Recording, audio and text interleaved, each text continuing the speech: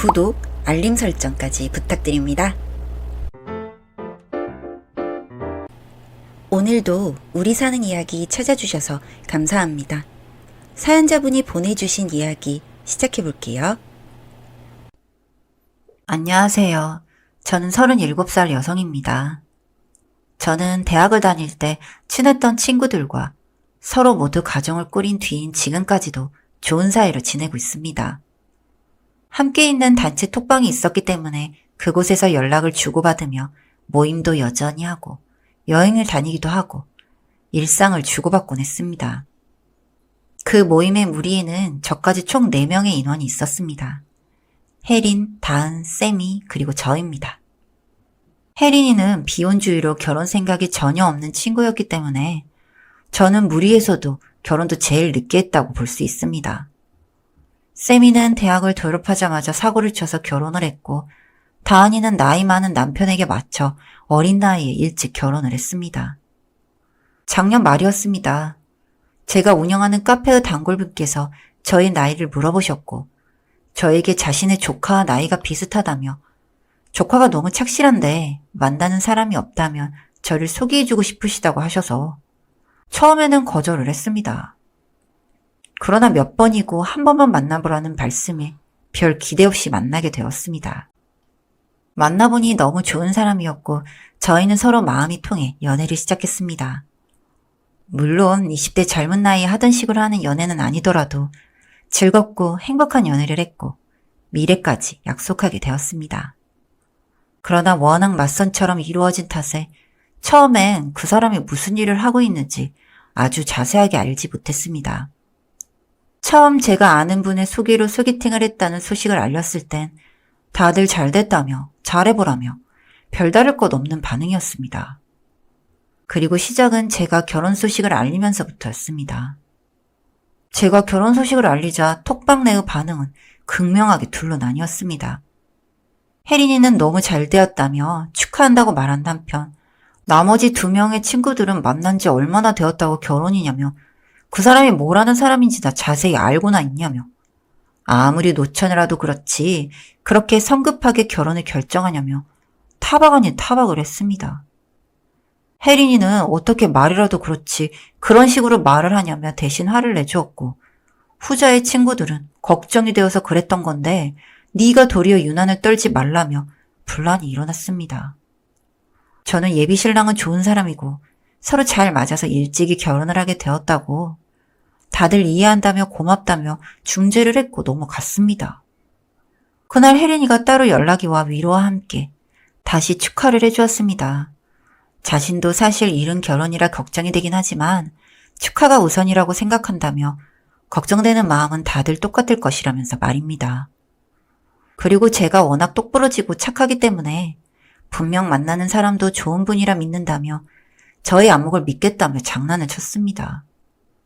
그리고 다른 친구들은 저에게 축하는커녕 말이 심했다는 사과조차 하지 않았습니다.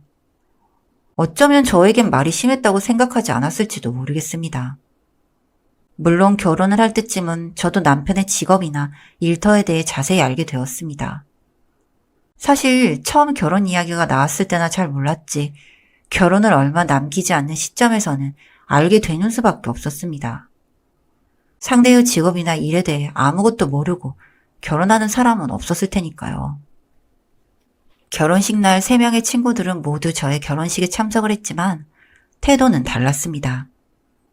혜린이는 처음부터 끝까지 제 곁을 떠나지 않았고 쌤이는 아이와 남편 모두를 데리고 와서 식도 보는 둥 마는 둥 밥만 먹고 도망치듯 가버렸고 다은이 또한 신랑과 놀러 가기로 했다며 밥만 먹고 가버렸습니다. 큰 의미를 두진 않았지만 축의금 액수도 크게 달랐습니다. 혜린이는 자신이 쓸 수 있는 여유가 되는 내에서 최대한 성의껏 저에게 축의금을 준 것이 티가 날 정도였습니다. 세미와 다은이가 준 축의금 액수는 제가 친구들의 결혼식에 가서 한 액수에 비해 크게 모자라는 금액이었습니다. 돌려받으려고 한 축의금은 아니었지만 조금 서운했습니다.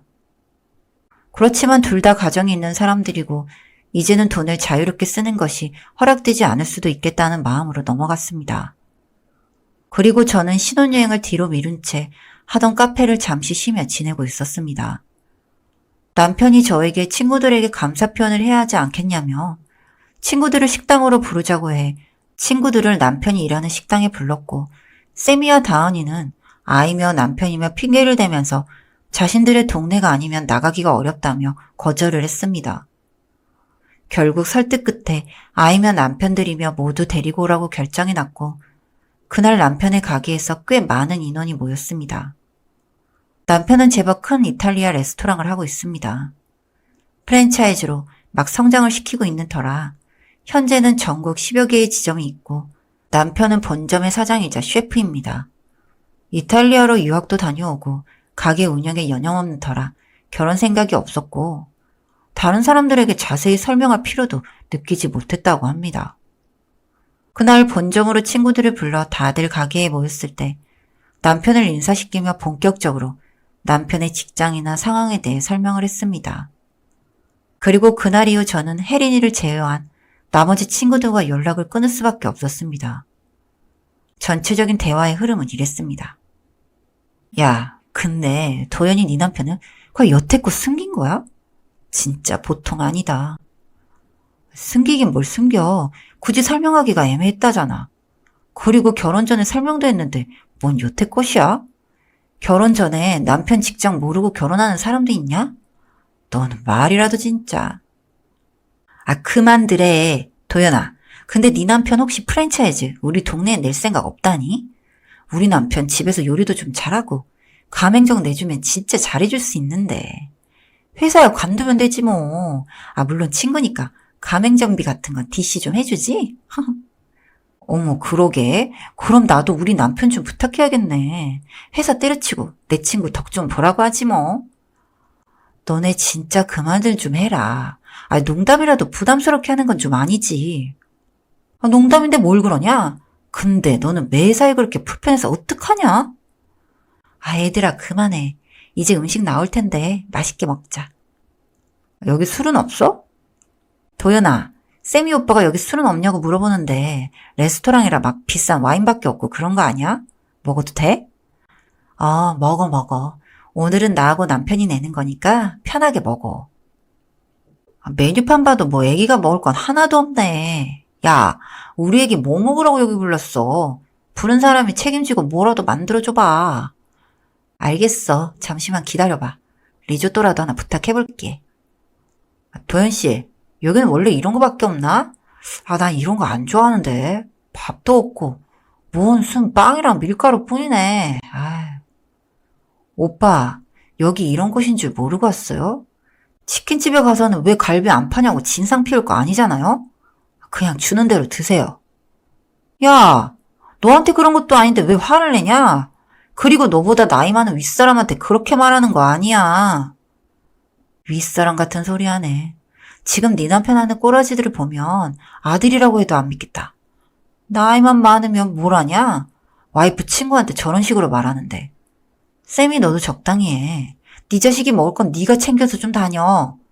도윤이가 무슨 니네 종이야? 저를 대신해 소리를 질러준 혜린이를 시작으로 테이블은 난장판이 되었습니다. 전체적인 흐름만 적느라 빼먹었지만 세미의 아들은 아무거나 만지고 당겨 찢어지고 깨지고 엉망이 되었으며 세미의 남편은 고주망태가 되었고 다은이와 다은이의 남편은 음식이 맛이 있니 없니 불만이 이만저만 아니었습니다. 참다 못해 혜린이는 제 편을 들어주며 화를 냈고 저와 남편의 중재로 큰 다툼으로 번지진 않았습니다. 다만 분위기가 다 망가진 탓에 자리는 일찍 파할 수밖에 없었죠. 저는 친구들을 모두 되돌려보내고 남편에게 미안한 마음을 감출 길이 없었습니다. 그러나 남편이 말했습니다. 앞으로 저의 가장 친한 친구는 남편이 될 것이고 혜린이라는 좋은 친구도 아직 당신 곁에 남아있는 것 같으니 그런 인생 수업을 강하게 치렀다고 생각하고 앞으로의 인생을 더 의미 있게 살자고 말했습니다. 그 말을 듣고 나니 그들에게 내가 친구였던 때가 있나 싶었습니다. 남편의 말에 저는 앞으로의 인생은 조금 더 의미 있게 살고 싶어졌습니다. 그리고 그날 저녁 집으로 돌아간 혜린이가 미안하다며 전화가 왔습니다. 앞으로 저는 그 친구들과 친구로 지낼 생각이 없으며 너 하나만 있다면 아주 인생 잘 살았다는 생각이 들 것 같다면서요. 그리고 저는 지금까지도 혜린이와 아주 좋은 사이로 잘 지내고 있습니다. 친구들을 잃으면 큰일이 날 것처럼 생각했던 것도 잠시, 저는 결국 가장 깊고 진한 인간관계를 남기게 되었네요. 앞으로도 혜린이와는 이렇게 편하고 친한 사이로 지낼 수 있었으면 좋겠습니다. 사연은 여기까지였고요. 우리 사는 이야기 시청해주셔서 감사합니다.